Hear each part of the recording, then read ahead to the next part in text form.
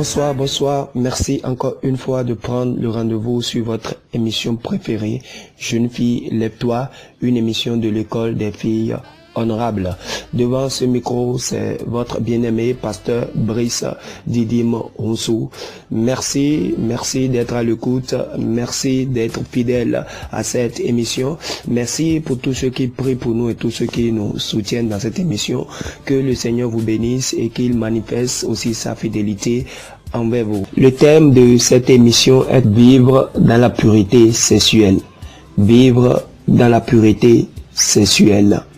Je voudrais dans ce enseignement expliquer à toute jeune fille ce que c'est que vivre dans la pureté sexuelle. Parce que la plupart du temps, plusieurs jeunes filles confondent la virginité et la pureté sexuelle. La virginité et la pureté sexuelle. C'est deux mots qui se ressemblent mais qui n'ont pas les mêmes significations.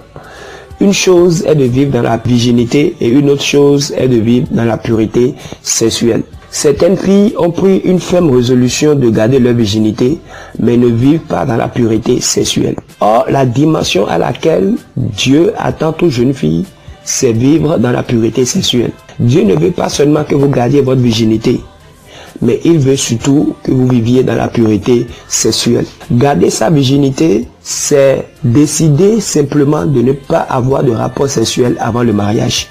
Lorsque vous décidez de garder votre virginité, c'est une manière de dire « je n'aurai pas de sexe avant le mariage ». Et c'est une chose importante aussi que toute jeune fille doit comprendre, parce que avoir le rapport sexuel avant le mariage, c'est un péché. C'est ça la Bible appelle la fornication.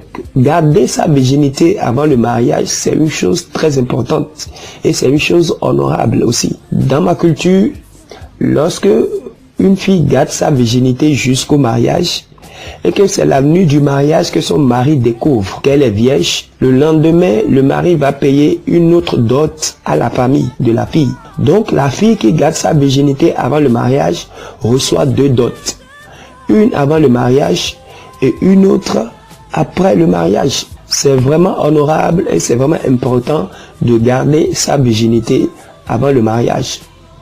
Et si vous voulez savoir comment garder sa virginité avant le mariage, suivez mon enseignement sur les 5 bonnes raisons pour garder sa virginité jusqu'au mariage. Là, vous allez voir comment une jeune fille peut garder sa virginité jusqu'au mariage. Mais Dieu ne veut pas seulement qu'on prenne la décision de garder la virginité jusqu'au mariage. Il veut qu'on vive dans la pureté sexuelle. Vivre dans la pureté sexuelle va au-delà du simple fait de ne pas avoir de rapport sexuel avant le mariage. Vivre dans la pureté sexuelle, c'est éviter tout ce qui peut vous pousser dans le péché sexuel.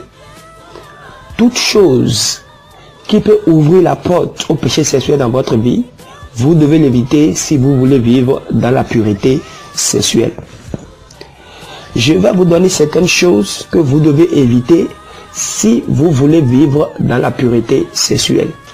Une des choses que toute jeune fille doit éviter si elle veut vivre dans la pureté sexuelle, c'est la pornographie. Toute jeune fille qui veut vivre dans la pureté sexuelle doit éviter de regarder les images ou les vidéos à caractère sexuel, que ce soit sur internet, dans des livres ou à la télévision. Si vous avez décidé de garder votre virginité, mais que vous regardez les films pornographiques, vous ne vivez pas dans la pureté sexuelle. Donc si vous voulez vivre dans la pureté sexuelle, vous devez décider de ne plus regarder ces choses. Parce que cela peut vous pousser à tomber dans le sexe. Cela peut vous pousser à perdre votre virginité. Donc si réellement tu veux vivre dans la pureté sexuelle, tu dois prendre la décision de dire « je ne regarde pas la pornographie ». Parce que c'est des images qui polluent vos pensées et qui augmentent la pulsion sexuelle. La pulsion sexuelle, c'est la force qui vous pousse au sexe. Donc lorsque vous allez vous donner à la pornographie, vous êtes en train d'ouvrir la porte au péché sexuel dans votre vie. Donc si vous décidez de garder votre virginité avant le mariage, vous devez aussi décider de ne plus regarder la pornographie. Alléluia. Donc toute jeune fille qui veut vivre dans la pureté sexuelle doit éviter de regarder la pornographie. Une autre chose que vous devez éviter de faire, c'est la masturbation. Plusieurs jeunes filles se disent qu'elles sont vierges, Mais pour calmer leur désir sexuel, elles se masturbent. Si vous vous masturbez, vous êtes dans l'impureté sexuelle, bien même que vous soyez vierge. La masturbation est une pratique démoniaque. Cela ouvre la porte aux esprits des eaux, aux esprits maris de nuit. Si vous voulez vivre dans la pureté sexuelle, vous devez prendre la décision aussi de ne plus vous masturber. Une chose que vous devez éviter, c'est la sodomie. Plusieurs personnes, juste pour montrer à leur mari ou bien pour montrer aux parents qu'elles ont gardé leur virginité, décident d'utiliser la sodomie, le rapport sexuel par l'anus. Pourquoi? Parce qu'elles ont peur de briser leur hymen et qu'on ne dise pas qu'elles ne sont plus vierges. Elles commettent cette abomination. Il y en a qui sont dans le lesbianisme. Juste pour préserver leur virginité, elles se donnent au lesbianisme. C'est une chose abominable. La parole de Dieu est contre ces choses. C'est pour ça, dans Romains 1, verset 26, la Bible dit, c'est pourquoi Dieu les a livrés à des femmes, car les femmes ont changé l'usage naturel en celui qui est contre nature. Donc, lorsque vous vivez dans la masturbation ou dans le lesbianisme, juste pour préserver votre virginité, vous êtes impur devant Dieu et c'est un grave péché que vous commettez. Et une dernière chose que toute jeune fille doit éviter si elle veut vivre dans la pureté sexuelle, c'est les attouchements, les caresses. Parce que c'est des pratiques qui peuvent ouvrir la porte au péché sexuel dans vos vies. Les attouchements consistent à se toucher entre filles et garçons, dans le but de satisfaire le désir sexuel. Il y a certains qui vont jusqu'à se toucher les parties les plus intimes. Plusieurs pensent que se livrer aux attouchements n'est pas un péché. Vous pouvez être vierge, mais si vous pratiquez une telle chose, vous n'êtes pas pur devant Dieu. La Bible nous parle d'Ézéchiel de 2 filles que Dieu lui-même a traitées de prostituées. Savez-vous pour quelle raison elles ont été traitées de prostituées? Ce n'est pas parce qu'elles ont eu de rapports sexuels, non.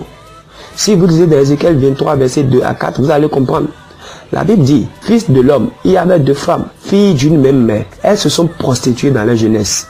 Là, leurs mamelles ont été pressées. Là, leur sein virginal a été touché. Donc la Bible parle ici de sein virginal. Est-ce que votre sein est encore vierge? Est-ce que votre corps est encore vierge? Est-ce que les gens ne te touchent pas et tu penses que tu es vierge? Non. Vivre dans la pureté sexuelle, c'est s'abstenir des attouchements aussi. Parce que les attouchements sont des préliminaires pour le rapport sexuel. Jeune fille, tu dois éviter ces choses. C'est-à-dire la pornographie, la masturbation, la sodomie, le lesbianisme, les attouchements, si réellement tu veux vivre dans la pureté sexuelle. Chers sœurs, Dieu ne veut pas simplement que vous gardiez votre virginité, mais il veut vous voir vivre une vie de pureté et de consécration.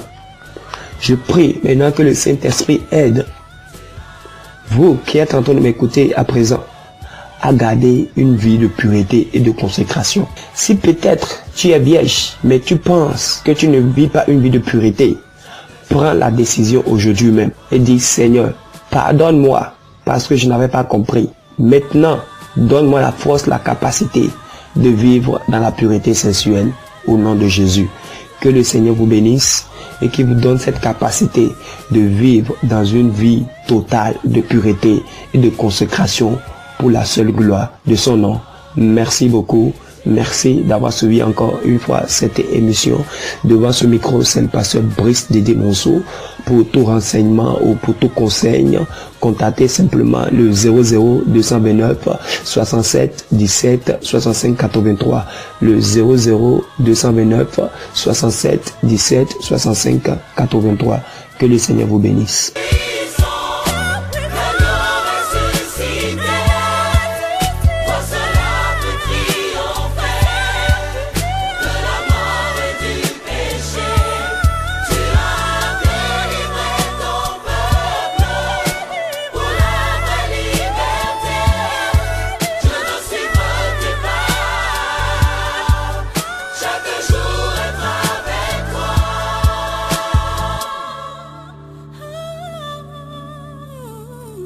Voici dans ta présence. Amen.